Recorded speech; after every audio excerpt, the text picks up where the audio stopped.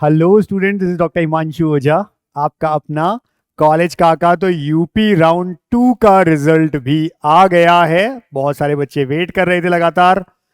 हमें इस वीडियो में दो चीजें देखनी है। एक तो कट ऑफ, आपने तो देख लिया अपना रिजल्ट क्या रहा क्या नहीं। हमें कट ऑफ की बात करनी है और क्या अब होने वाला है, कैसे रिपोर्टिंग करें, अपग्रेडेशन वाले बच्चों को क्या करना है, सारी बातें इस वीडियो में।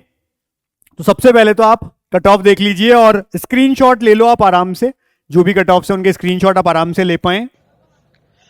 तो अगर अपन बात करें गवर्नमेंट कॉलेज की कट ऑफ की, तो देखिए एमबीबीएस में जो राउंड 1 में यूआर यानी कि जनरल कैटेगरी, ओपी का मतलब है जिनको कोई सब कैटेगरी नहीं है, ऐसे स्टूडेंट्स की 29,381 गई थी। वहीं राउंड 2 में 30,565 राउंड 2 की गई है। ओबीसी की जहां 31,316 गई थी राउंड 1 में, 31,936 गई है राउंड 2 में। ईडब्ल्यूएस की जहां 31,400 गई थी राउंड 2 में 31,858 पहुंच गई है। एससी की जहां 1,85,682 कट ऑफ थी, वही राउंड 2 में 1,86,522 रही है। एसटी में बात करें 5,36,133 से 5,36,133 सेम ही रही है। इसी तरह से अगर अपन बीडीएस में कट ऑफ देखें तो बहुत ज्यादा डिफरेंस नहीं आया है। जनरल का जो है 34,388 राउंड 2 की कट ऑफ, वहीं बीसीओपी जो रहा है 36,152 पहुंचा है। कैटेगरी में हम देखें तो वही 192,933 एंड 245,091 ये रही है राउंड 2 की कट ऑफ गवर्नमेंट कॉलेज में। वहीं प्राइवेट एमबीबीएस की अगर हम बात करें तो ये आपके सामने पूरी लिस्ट है। आप स्क्रीनशॉट लीजिए इसका डायरेक्टली, एक एक कॉलेज की आपके सामने नजर आ रही है कि क्या रहती है, क्योंकि यहाँ पर कैटेगरीज नहीं होती हैं अलग अलग, तो आपको डायरेक्टली दिखता है। बस जो माइनॉरिटी सीट्स हैं जहां पर, वहां हमको लिखना होता है कि कौन से कॉलेज में माइनॉरिटी सीट्स हैं, चाहे हम एराज की बात करें, करियर की बात करें, इंटीग्रल या एफएच आगरा। इसी तरह से तीर्थंकर में जैन माइनॉरिटी है, तो वहां या सुभारती में हम पर्टिकुलरली देखें तो जो माइनॉरिटी सीट्स हैं उनकी कट ऑफ्स अलग हैं, बाकी सबकी सेम। और ये राउंड 2 की कट ऑफ्स गवर्नमेंट और प्राइवेट के लिए। तो आपने देखा कट ऑफ्स अकॉर्डिंगली क्या रही, और अब अपन नेक्स्ट स्टेप क्या रहता है आफ्टर रिजल्ट, उसकी बात करते हैं। और उसके लिए पहले ये देख लें हम कि राउंड 2 का शेड्यूल क्या था हमारा, तो उसी अकॉर्डिंग हम बात करेंगे। सबसे पहले तो हमें यह ध्यान हो कि अलॉटमेंट लेटर डाउनलोड करना और एडमिशन जाकर करवाने के लिए हमारे पास क्या क्या तारीख है। 25 है, 26, 27, 3 दिन है पहले तो, 25, 26, 27। फिर 28 का संडे छुट्टी है, 29 और 30 का फिर से 2 दिन है, फिर 1 और 2 की छुट्टी है, और 3 तारीख। ये सारी डेट्स हैं, एक बार दिमाग में आप क्लियर रखें, चेक कर ले जाने से पहले कि आप एक तो संडे को ना जाएं, 28 को छुट्टी रहेगी, ऑफ है वहां पे। दूसरा, उसके बाद में आप 1 और 2 तारीख, 1 अक्टूबर और 2 अक्टूबर जो है उस दिन ना जाएं, जो कि नवमी और दशहरे की छुट्टी रखी गई है। 3 तारीख को आप जा सकते हैं। तो ये सारी डेट्स हैं। अब जिसको एडमिशन लेना है 3 का भी वेट क्यों करना, बेटर होगा 25, 26, 27 में आप चले जाएं और ज्यादा से ज्यादा 29, 30 के बीच में करवा लें, इससे लेट ना करें। इसके लिए अलॉटमेंट लेटर आपको मिल गया होगा या मिल जाएगा आपके लॉगिन करने पर, ठीक है। साथ में आपको, अगर अब तक आपने नहीं देखा तो लॉगिन कर लीजिए और वहां अलॉटमेंट लेटर आपका रखा है, ले लीजिए।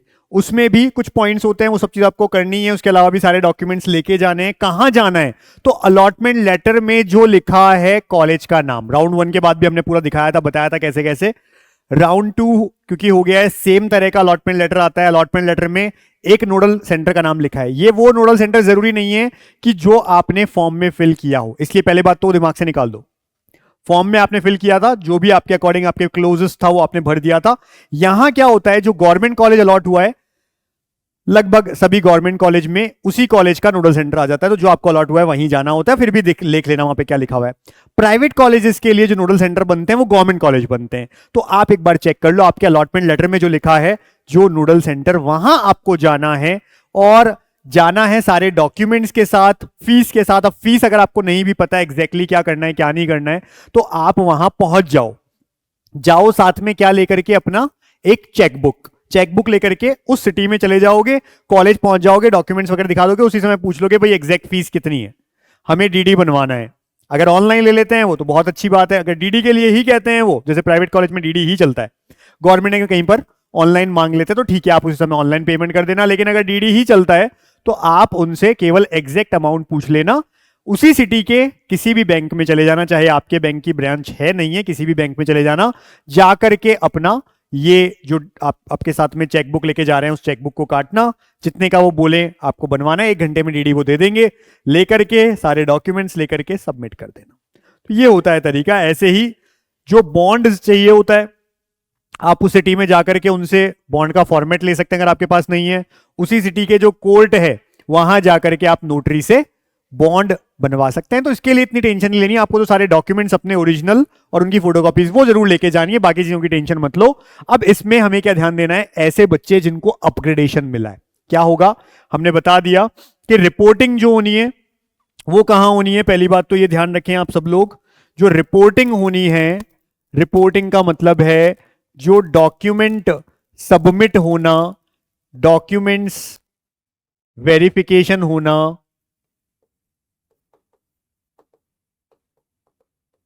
एंड फी सबमिट जो होना है वो कहां होगा। तो इसका आप अच्छे से जानते हैं, ये सारा काम कहां होना है, नोडल सेंटर, जो हमारे मेंशन्ड इन अलॉटमेंट लेटर, उसमें ढंग से आप देख लो, जो अलॉटमेंट लेटर में लिखा है उसी नोडल सेंटर पे जाना है, जो टाइम अपने को दिए उन तारीखों में से। अब यहां पर पूरा प्रोसेस होने के बाद आप अगर अभी भी अपग्रेडेशन में जाना चाहते हैं राउंड 3 में, तो यूपी में कुछ बोलना नहीं पड़ता है, आपको कोई फॉर्म नहीं भरना है, कुछ नहीं करना है। आप अगर वर्बली उनको बोल दे भी देंगे, वो कहेंगे हमारे को कुछ नहीं पता, ऑनलाइन होगा। आपको क्या करना है, बस अगले राउंड में, राउंड 3 में चॉइस फिलिंग करनी है। जिनको अपग्रेडेशन में जाना है राउंड 3 की चॉइस फिलिंग करनी है और कुछ नहीं करना है। तो इसके अलावा कुछ नहीं करना होता है, केवल आपको जाके वहां पे अपने डॉक्यूमेंट्स वगैरह सबमिट करने हैं। हाँ, ऐसे बच्चे जिन्हें अपग्रेडेशन मिला है, सपोज ऐसा बच्चा, देखो यहां पर ये थोड़ा सा डिफरेंस आ जाता है, ऐसा बच्चा जिसको यूपी में अपग्रेडेशन मिला है, अपग्रेड होकर के कुछ और कॉलेज मिला है, पहले कुछ और कॉलेज था राउंड 1 में, आप उसके नोडल सेंटर पे गए थे, डॉक्यूमेंट सबमिट किए थे। अब यहां क्या होता है, या तो देखो नोटिस आ जाएगा, जैसा कि हमने आपको बताया कि हमेशा जो रहता है वो यही होता है कि नोडल सेंटर पे बच्चे को सीधा जाना होता है जो नया अलॉटेड होता है। पर इस तरह का मैसेज देख लीजिए, ये मैसेज इस बार आ रहा है बच्चों को, जिसमें लिखा है कि जो बच्चा है उसे, जिसको भी कोई अपना अपग्रेडेशन हुआ है, उसे अभी पहले वाले कॉलेज में आना है। मतलब ये एक कॉलेज ने भेजा है कि पहले आपको हमारे यहाँ आना है, यहाँ से रिलीविंग सर्टिफिकेट लेना है, उसके बाद में आपको अभी जो अलॉटेड कॉलेज हुआ है उसके नोडल सेंटर पे जाना है अपनी एडमिशन स्लिप लेकर के, और वहां फीस रीसबमिट करनी है, ये लिखा हुआ आ रहा है। साथ ही डॉक्यूमेंट्स जो है आपके वो अपने आप लास्ट लेटर वहां पे पहुंचा दिए जाएंगे।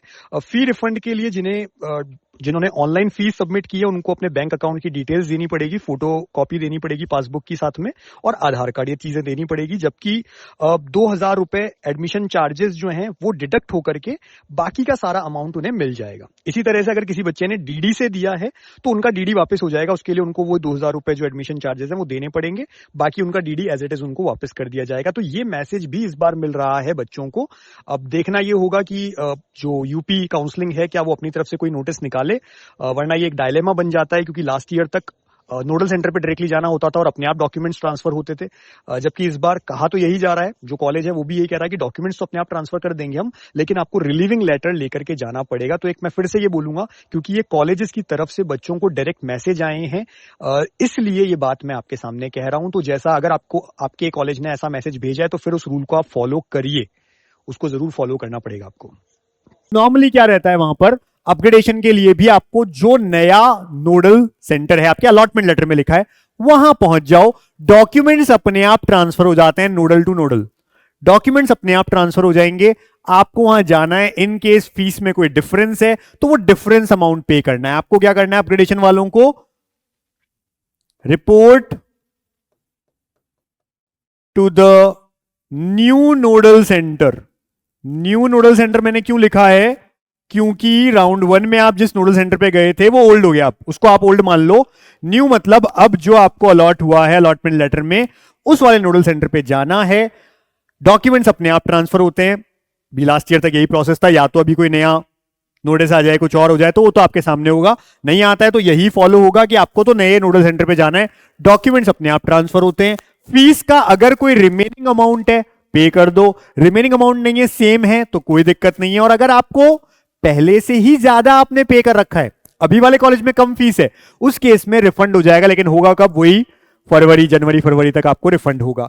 अब ऐसे बच्चे जिनको यहां पर रिपोर्ट करना है, तो उन्हें क्या करना है? राउंड 1 जब उन्होंने कॉलेज ज्वाइन किया था तो कुछ ना कुछ तो स्लिप मिली होगी, चाहे तो डॉक्यूमेंट सबमिट करवाने की रिसिप्ट मिली हो, या पहले फीस सबमिट की थी उसकी रिसिप्ट हो, या एडमिशन लेटर हो, जो आपके पास में है आप बस वो लेकर के पहुंच जाना आपके नए वाले नोडल सेंटर पे। वो कह देंगे ओके, और आपका डॉक्यूमेंट वहां से मंगवा लेंगे। लेकिन जाना जरूरी है, ऐसे मत सोचना अपने आप हो जाएगा, कुछ भी अपने आप नहीं होता है, आपको जाना होता है। ऐसे बच्चे जिनको राउंड 2 कॉलेज अलॉट हुआ पर चाहिए ही नहीं, उन्हें कुछ नहीं करना है, उन्हें कहीं नहीं जाना है, बस छोड़ देना है। हाँ, उनका सिक्योरिटी अमाउंट जाएगा, ये ध्यान रखना। फ्री एग्जिट नहीं होती है राउंड 2 में, वो केवल 1 में होती है। यानी अब अगर किसी को एग्जिट लेनी है, उसे अगर ज्वाइन नहीं करना है तो कुछ भी नहीं करना है, डोंट वांट टू ज्वाइन अगर नहीं करना है, सिक्योरिटी अमाउंट चला जाएगा और कुछ नहीं होगा, कुछ भी नहीं करना है। अगर उन्हें राउंड 3 में फिर से पार्टिसिपेट करना है तो वापस सिक्योरिटी अमाउंट पे करके पार्टिसिपेट करना पड़ेगा। ये एक तरीका होता है, बाकी बाहर और कुछ नहीं करना है। ऐसे बच्चे जिनको अब इसके बाद कुछ नहीं करना, सपोज राउंड 2 में जो कॉलेज मिला उससे खुश हैं, तो बस अपने कॉलेज जाओ, क्योंकि यहां रिपोर्ट करने के बाद में आपको क्या करना होता है? जिन्हें अपग्रेडेशन में जाना है वो तो चलो ठीक है, केवल चॉइस फिलिंग कर देंगे राउंड 3 की। जो ओके हैं, जो सेटिस्फाई हैं, ठीक है, जो सेटिस्फाइड हैं अपने कॉलेज से, ऐसे बच्चे सारे जो सेटिस्फाइड हैं कॉलेज से, चाहे राउंड 1 में मिला था, 2 में मिला है, अब सेटिस्फाइड है इस कॉलेज से, उन्हें क्या करना है? Report to allotted college. ये बात मेनली हो जाती है किसके लिए?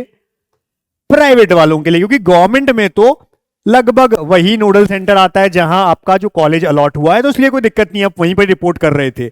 लेकिन प्राइवेट के केस में क्या होता है? राउंड 1 में कोई कॉलेज ले लिया, आप कॉलेज नहीं गए, आप तो नोडल सेंटर जाकर के आ गए, आपने अपग्रेडेशन पे डाला, अपग्रेड भी हो गया या नहीं हुआ, दोनों भी केस में अब आपको वही कॉलेज चाहिए।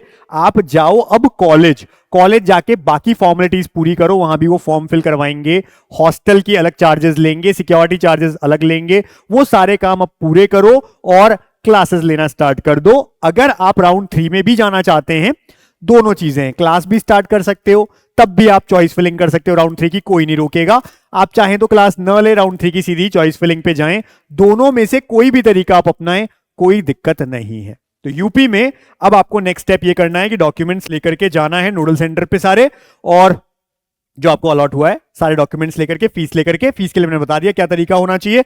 बॉन्ड फीस इनके लिए, खासकर प्राइवेट के लिए कोई बॉन्ड नहीं होता है, गवर्नमेंट कॉलेज में बॉन्ड होते हैं, तो बॉन्ड के लिए भी आप उसी सिटी में बॉन्ड नोटरी से बनवा लेना, कोर्ट से। और अगर फीस में आपको कंफ्यूजन है, वहां जाकर के आप डीडी बनवा सकते हो, इसलिए कोई दिक्कत की बात नहीं है, आप तो पहुंच जाए। और अगर जिनको अब ये जो कॉलेज राउंड 2 तक मिल गया और उससे खुश हैं, वो अपने कॉलेज में क्लासेस लेना स्टार्ट करें, वहां पर रिपोर्ट कर दें। अगर रिपोर्ट नहीं की है, जैसे प्राइवेट में अगर रिपोर्ट नहीं की थी, पहले नोडल में ही किया था, तो कॉलेज में जाकर रिपोर्ट कर दो। गवर्नमेंट में अगर आपका सेम नोडल और सेम ही कॉलेज है, तो बस आप अपनी क्लासेस लेना स्टार्ट करो, वहां जाके पूछ भी लो कब से आपकी क्लासेस स्टार्ट हो रही है, अगर हो चुकी हैं लेना शुरू कर सकते हैं। मैंने फिर से बताया, ऐसे बच्चे जो क्लासेस लेना चाहते हैं ले सकते हैं, नहीं लेना चाहते तो भी कोई दिक्कत नहीं है। अगर अपग्रेडेशन में जा रहे हैं राउंड 3 में, चॉइस फिलिंग करनी है राउंड 3 की, उसके रिजल्ट में अगर कुछ कॉलेज मिलता है, उसके बाद में आप चाहें तो क्लास लेना ले सकते हैं। तो दोनों चॉइसेस आपके ऊपर है, दोनों में से आप जो चाहें लेते हुए भी अपग्रेडेशन कर सकते हैं क्लासेस, और क्लास बिना लिए भी अपग्रेडेशन में जा सकते हैं। दोनों केस में आपको कोई नहीं रोकेगा, कोई कुछ नहीं कहेगा। तो ये पूरा प्रोसेस रहने वाला है नेक्स्ट यूपी के लिए। तो आपको समझ में आ गया, फ्री एग्जिट कुछ है नहीं। अब अगर कोई रिजाइन भी देता है तो उसका अकॉर्डिंग टू ब्रोशर जो पैसा कटना है वो कटेगा, ध्यान रखना। वो डिपेंड करता है कब तक रिजाइन दे रहे हो आप। राउंड 3 की चॉइस फिलिंग से 2 दिन पहले तक दे रहे हो, सिक्योरिटी अमाउंट जा रहा है, उसके बाद में दे रहे हो तो आपकी ट्यूशन फीस में भी पैसे कट रहे हैं। तो सारी चीजों को आप ध्यान देंगे प्रॉपरली, कोई गलती नहीं करनी है और तरीके से आपको जाकर के एडमिशन लेना है। मैनी कांग्रेचुलेशंस उन सभी बच्चों को जिन्हें कॉलेज अलॉट हो गया है, और वो बच्चे जिन्हें राउंड 3 के लिए इंतजार है, बहुत बाउंड्री पे हैं, मिल जाएगा कॉलेज, उनको wish you all the best. Thank you.